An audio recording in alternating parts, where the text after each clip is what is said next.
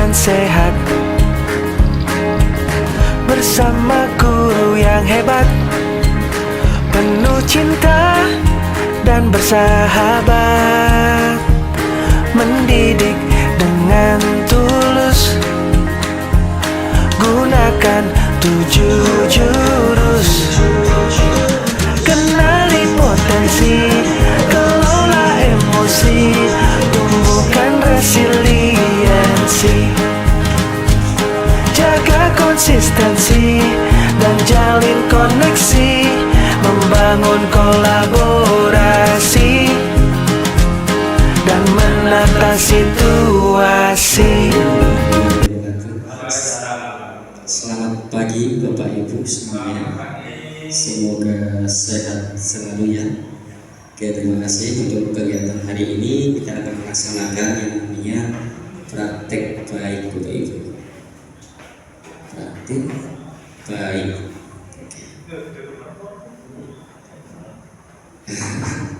Iya, jadi kita akan melaksanakan praktek baik pada hari ini sampai dengan mungkin kurang lebih dalam waktu antara 30 menit sampai 45 menit ke depan. Terima kasih. Mungkin nanti kita berlanjut lagi ya. Sebelum kita bahas beberapa tentang jurus-jurus yang sangat penting sekali ini, nanti kita mencoba membuat sebuah jingle video yang dimana gerakan-gerakan tersebut nanti ada mengandung nilai-nilai dari jurus-jurus tersebut. Yang pertama dari jurus kenali potensi, kelola emosi, kemudian tumbuhkan resiliensi, jaga konsistensi, jalin koneksi, kemudian kolaborasi dan menata situasi. Itu gerakan-gerakan di situ nanti ada yang mengandung beberapa, semuanya mengandung tentang jurus-jurus tersebut. Bisa kita mulai ya? Oke, kita persiapkan dulu videonya. Baik. Video ini ya, oke, bisa kita mulai. Kita ingin menggambarnya. Yuk, kita mulai.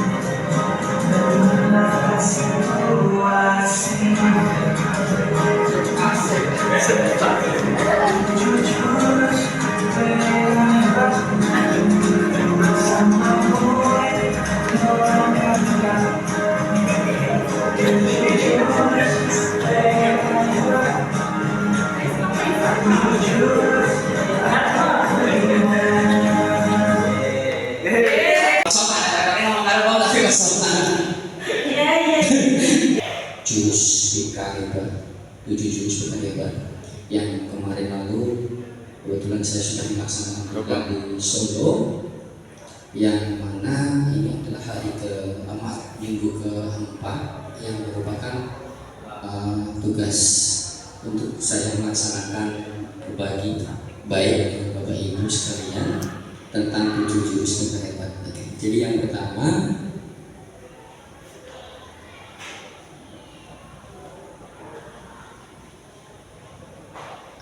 7 jurus PKD hebat itu apa? Jadi ini adalah sebuah modul yang dikemas secara untuk memperluas jangkauan PK yang lebih segar menggembira.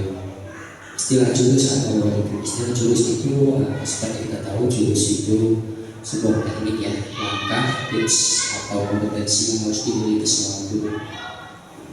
Ini adanya 7 jurus PK kemarin yang saya berikan di sana, itu yang diantaranya yang pertama tentang kenali potensi. Kenali potensi di jurus 1 ada beberapa poin di situ yang sangat penting juga di jurus 1 yang perlu dipelajari. Jadi tentang jurus ini kita mempelajari itu dengan cara ada aksi, refleksi, konseptual atau aplikasi yang dikenal sebagai ARKA. Jadi ARKA itu metode yang kita gunakan untuk menguasai jurus 1 sampai dengan 7 jurus. 7 jurus 1 sampai dengan jurus 7 itu kita diusahakan menggunakan ARKA yang pas sesuai. Jadi di ARKA dikenali potensi ini, yang pertama dari aksi, refleksi, konseptual dan aplikasi. Dari kenali potensi, aksinya apa saja, kita mengenali gaya belajar, itu ada langkahnya. Instrumen. Jadi untuk mengenali potensi itu ada instrumen yang perlu kita pelajari. Kita memberikan instrumen kepada siswa dengan mengisi, ada linknya, link akupintar.com. Jadi siswa sebelum itu melaksanakan kegiatan mengisi dari aplikasi tersebut, aplikasi yang namanya akupintar.com dikerjakan terlebih dahulu, kemudian nanti mereka mengidentifikasi dari hasil tes tersebut. Dari tes mengenali gaya belajar tersebut, nanti bisa kemudian setelah itu langkah selanjutnya mereka merefleksikan dari hasil itu, kemudian dikelompokkan, kemudian sampai dengan konseptualnya, aplikasinya seperti apa, pelaksanaannya di sekolah. Itu dari jurus 1. Kemudian jurus 2 ada yang namanya kelola emosi. Kelola emosi itu yang merupakan juga kegiatan juga yang penting juga tentunya, yang kita tahu di sekolah itu siswa berkaitan dengan emosi itu sangat perlu dikelola seperti itu. Jadi yang pertama langkahnya dari aksinya ada jurnal. Jurnal itu nanti siswa terlebih dahulu membuat sebuah rencana emosi yang dia miliki pada saat hari itu. Emosi yang dibagi maka dibuat dulu jurnalnya seperti apa, nanti dibuatkan. Setelah itu refleksikan, tetap menggunakan langkah tadi ARKA. Jadi aksi dulu, siswa membuat refleksi tentang emosi di pagi hari, kemudian refleksinya seperti apa, siswa menceritakan, kemudian konseptualnya seperti apa, dan aplikasinya juga pelaksanaannya di sekolah.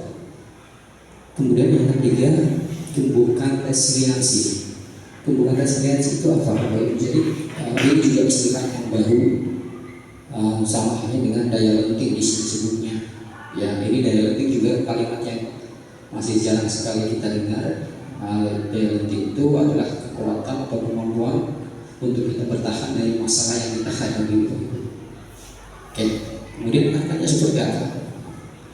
ARKA-nya yang pertama, mencoba untuk siswa coba dikasih arahan berkaitan dengan cerita-cerita atau pengalaman hidupnya yang berkaitan dengan masalah. Nah, siswa coba di flashback kembali tentang masalah yang mereka hadapi, itu masalahnya apa, kemudian dari masalah tersebut mereka bangkitnya bagaimana dan seperti apa. Itu aksinya. Dibuatkan bisa jadi menggunakan sebuah tulisan atau langsung menceritakan pada saat itu di kegiatan itu. Buat refleksinya dari dampak pengalaman itu, masalah yang mereka hadapi itu hasilnya seperti apa dan berdampak seperti apa. Kemudian konseptual sedikit menceritakan tentang kehidupan mungkin dari Bapak Ibu sendiri juga bisa menjadi motivasi untuk mereka, dan aplikasi untuk menguatkan siswa ketika mengalami kegagalan di sekolah dan di luar nanti. Yang kemudian ada jaga konsistensi. Konsistensi itu ya kita tahu konsistensi, semua orang tahu konsistensi itu menjadi kebiasaan yang berkesandaran. Jadi kebiasaan yang sudah baik kita konsistensi untuk melaksanakannya, tidak boleh dari apa yang sudah dikerjakan dan yang dirasa itu sudah baik. Artinya seperti apa?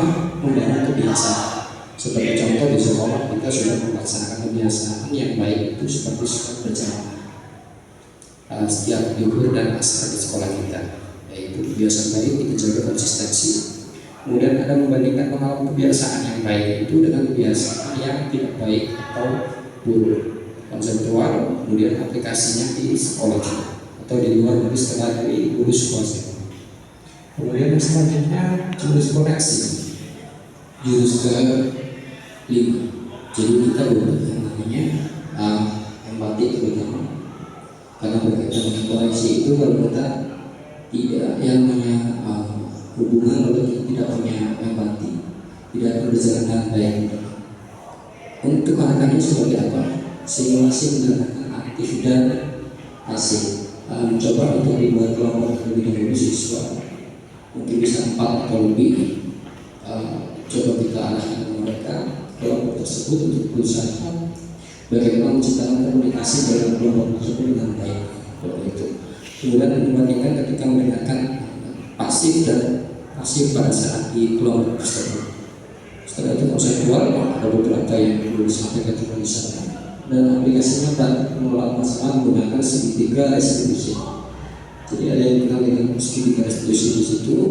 Di jalur koneksi itu ada tindakan yang salah, menstabilkan identitas dan menanyakan biaya hidup.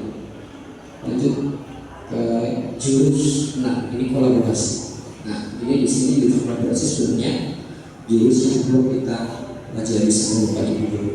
Jadi yang namanya sebuah lingkup sekolah di instansi manapun pasti butuh yang namanya kolaborasi.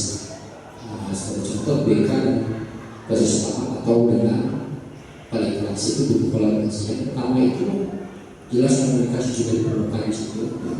Kemudian artinya seperti apa? Kita mencoba dari Bapak Ibu guru setelah kita semua ada di sini, tidak dengan siswa, kita bikin sebuah kelompok, nanti kita menjadikan kelompok tersebut jalan di situ adalah kepala sekolah, BK, kemudian orang tua siswa, atau dengan kesiswaan atau OSIS atau siswa dan lain sebagainya. Kita mencoba untuk kolaborasi. Kemudian referensi dari kegiatan itu kita seperti contoh kita ada masalah, kita bahas di situ, nah hasilnya seperti apa dari kolaborasi itu seperti itu. Dan kemudian yang terakhir jurus 7, mengantar situasi. Jadi lingkungan belajar itu dibutuhkan yang nyaman dan memudahkan. Artinya seperti apa? Karena seperti ini boleh berakhir. Mencoba merefleksikan dari kita semua, Bapak Ibu semuanya. Mencoba melihat kegiatan yang kita pelajari di sana. Ketika kita di dalam kelas itu, mencoba melihat situasi yang sudah kita selama ini juga kerjakan. Bapak Ibu mengajar dengan siswa, itu di situ lingkungan belajar kita itu sudah aman atau belum? Aman atau memudahkan belum? Nah, ketika belum, kita perlu mencoba untuk berkolaborasi juga dengan tadi itu kita sudah pelajari bagaimana caranya ke depan biar kelas itu lebih aman dan memudahkan. Kemudian refleksinya mana aspek yang paling dominan yang kita bisa pertahankan seterusnya agar kita situasi sekolahnya utamanya di kegiatan belajarnya itu lebih bagus ke depannya untuk siswa terutama. Mungkin itu ada beberapa yang mungkin tidak bisa disampaikan secara detail di sini. Nanti di lain kesempatan kita bisa bahas lagi. Mungkin itu saja karena waktu kita sudah ini lumayan sore juga. Mungkin cukup Bapak Ibu. Kalau ada pertanyaan silakan. Ya, kalau nanti silakan kalau ada kesempatan juga boleh. Mungkin nanti final chatting atau WA atau mungkin bisa terlalu solusi yang komunikasi langsung. Mungkin sekiranya itu saja. barangkali ada salah-salah kata. Terakhir kami ucapkan terima kasih ya sudah bersama kami. Semoga nanti ke depan kalau kita mengharapkan tersebut lebih baik. Itu aja. Selamat sore. Assalamualaikum warahmatullahi wabarakatuh.